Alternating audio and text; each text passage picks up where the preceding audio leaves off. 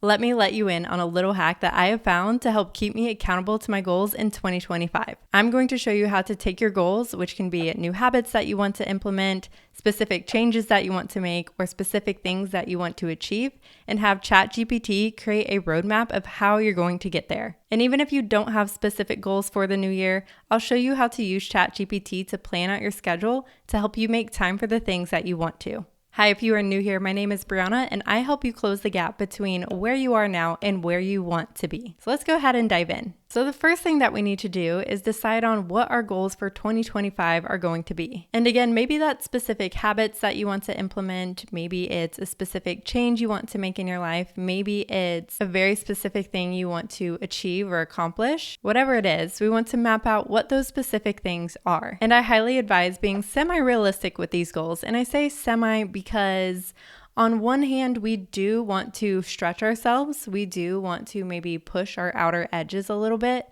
But on the other hand, we want to set somewhat realistic expectations for ourselves. We want to set things that are attainable and not so unrealistic or so unattainable that we end up feeling discouraged or disappointed. You don't have to be able to find that perfect sweet spot, but just keep that in mind when you're choosing what your 2025 goals are. And in that same vein of being semi-realistic, think about what feels more realistic for you in terms of how many things you want to focus on going for or changing. I recommend choosing anything between 2 to 5, but you know yourself better than I do. So an example prompt that you can give it is, in 1 year, I would like to accomplish the following. And then you insert what your goals or the changes that you want to make are. And then you can say, help me plan out my 2025 using quarterly goals to help me achieve the above. So for example, I went into ChatGPT and I wrote, in 1 year, I would like to accomplish the following: gaining strength and endurance through keeping up with a fitness routine, start a weekly podcast, eat healthier, expand my network, help me plan my 2025 using quarterly goals to help me achieve the above. And for anyone who is not familiar with quarterly goals, that just divides the year into 4 sections or 4 quarters, with each being 3 months long. So for example, the first quarter or Q1 is January, February, and March. So typically when we set goals going into the new year, we're like, okay, I know starting in the new year, I really want to hone in on my health and my fitness. I really want to eat healthier. I want to stick to an exercise program. And then we have an idea of what that looks like for us. And we're like, okay, come January, that's what I'm going to do.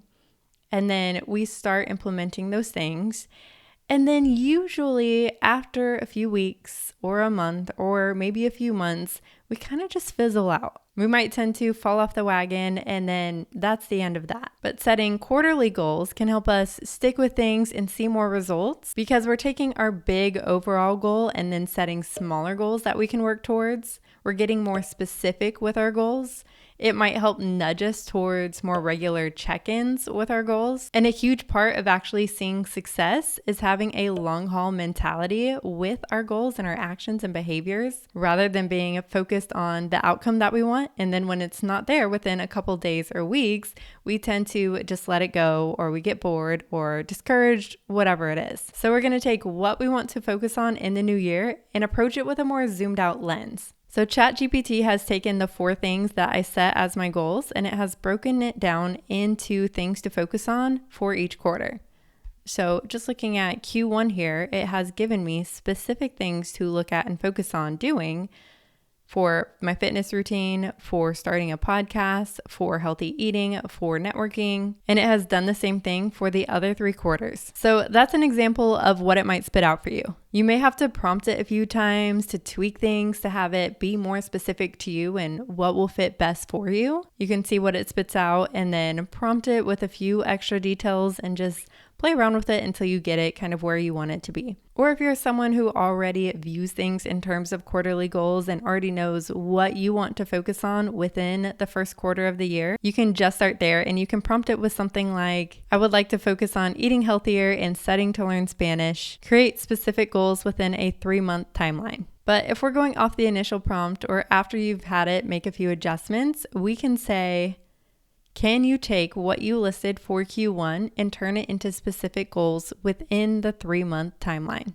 So then ChatGPT will take those Q1 goals and then break it down into monthly goals. So we can look at for January, it has broken down things into, okay, for your fitness routine, here's what you're going to do. For your podcast goal, here's what to do, and so on. And it has done that for all 3 months. And again, we can prompt it to make adjustments and get more specific as we need it to. So now we have these monthly goals, and that's great, but I want something more specific to help with implementation. So I went in and I said, can you take the January goals and put it into a weekly schedule along with my job where I work from 8 a.m. to 5 p.m. Monday through Friday? That's obviously worded a little bit weird. Not sure why I worded it that way, but essentially we're saying, hey, can you turn this into a weekly schedule for January, considering these other things that I have within my schedule? And ChatGPT comes back and gives me a weekly schedule for January, considering what my specific goals were for January within that Q1 timeframe. Now, something like this may work really well for you, but it's not quite what I wanted for myself. So if you want something that is week by week specific instead of here is just a schedule to follow each week for the month, you can go in and prompt it with something like, can you take the January goals and put it into a schedule for the month, considering I have a job where I work from 8 a.m. to 5 p.m. Monday through Friday? And then ChatGPT comes back and gives me a schedule for each week.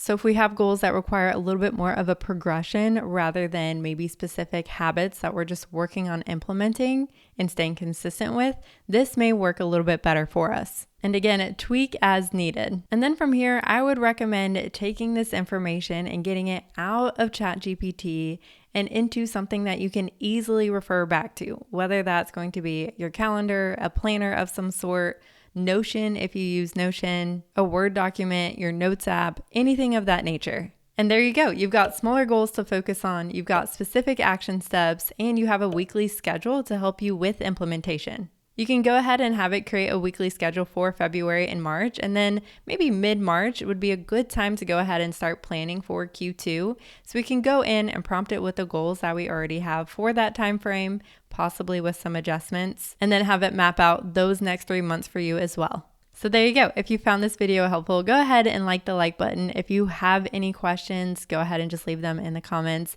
But thanks for being here, and I will see you in another video.